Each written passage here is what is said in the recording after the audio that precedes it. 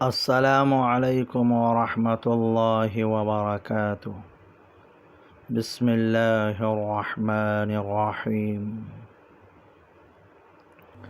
یقیناً اللہ تعالی ہر چیز پر قدرت رکھنے والا ہے۔ اے لوگو، اپنے اس رب کی عبادت کرو جس نے تمہیں اور تم سے پہلے کے لوگوں کو پیدا کیا، یہی تمہارا بچاؤ ہے۔ جس نے تمہارے لیے زمین کو فرش اور آسمان کو چھت بنایا، اور آسمان سے پانی اتار کر اس سے پھل پیدا کر کے تمہیں روزی دی۔ خبردار، باوجود جاننے کہ اللہ کے شریک مقرر نہ کرو۔ اللہ تعالیٰ کی وحدانیت اور اس کی عبادت کی دعوت تمام انسانوں کو دی جا رہی ہے۔ تمہارا اور کائنات کا خالق اللہ ہے۔ تمہاری تمام ضروریات کا مہیا کرنے والا وہی ہے۔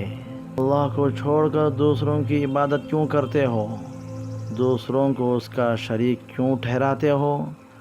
اگر تم عذاب سے بچنا چاہتے ہو تو اس کا صرف ایک ہی طریقہ ہے کہ اللہ کو ایک مانو اور صرف اسی کی عبادت کرو۔ جانتے ہو، پوچھتے شرک کا ارتکاب مت کرو۔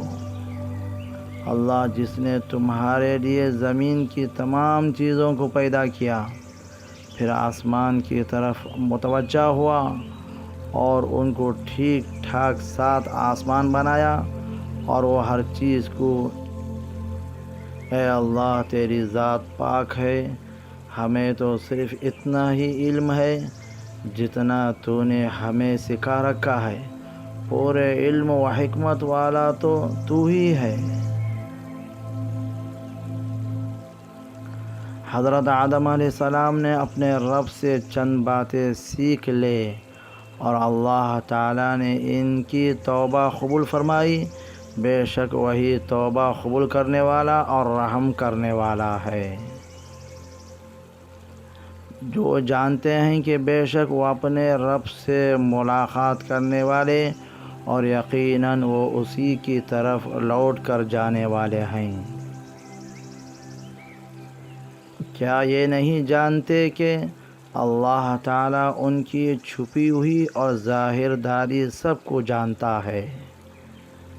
اللہ تعالیٰ فرماتا ہے، تمام بتلاؤ یا نہ بتلاؤ، اللہ کو تو ہر بات کا علم ہے، اور وہ ان باتوں کو تمہارے بتلائے بغیر بھی ظاہر فرما سکتا ہے۔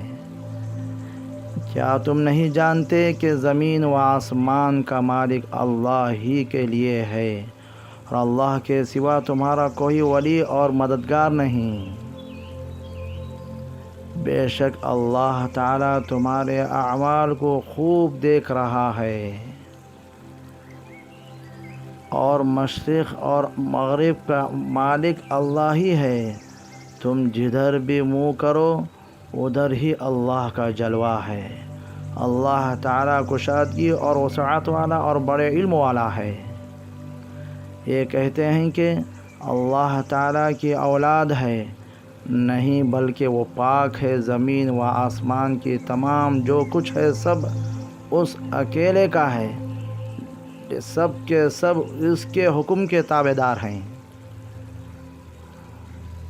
زمین اور آسمانوں کا پیدا کرنے والا ہے، وہ جس کام کو کرنا چاہے کہہ دیتا ہے کہ ہو جا، بس وہ وہی ہو جاتا ہے۔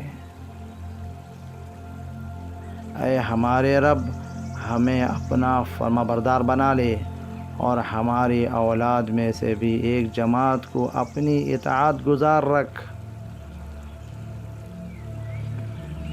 اور ہمیں اپنی عبادتیں سکھا، اور ہماری توبہ قبول فرما۔ تو توبہ قبول فرمانے والا اور رحم و کرم کرنے والا ہے۔